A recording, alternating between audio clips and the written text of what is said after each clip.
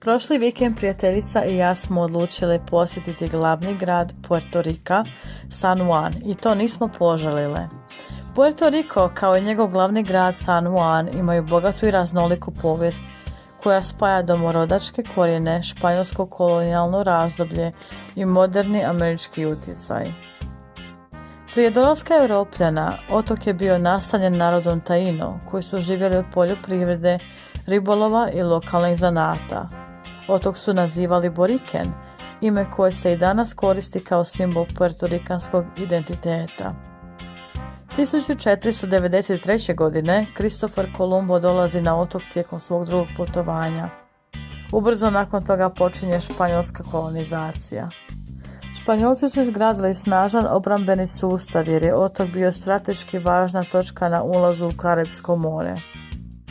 1898. godine, nakon Španjolsko-američkog rata, Puerto Rico postaje teritorij Sjedinjenih Američkih Država, a taj status ima i danas.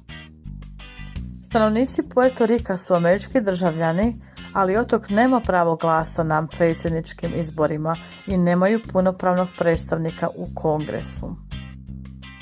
Puerto Rico proizvodi više od 70% ruma koji se konzumira u SAD-u. Poznati brend Bacardi ima jednu od najvećih distilerija na svijetu u blizini San Juana. San Juan je jedan od najstarijih gradova u Americi, osnovan 1521. godine pod imenom Ciudad de Puerto Rico. Danas je to živahan karipski grad poznat po kontrastu kolonijalne arhitekture i modernih četvrti.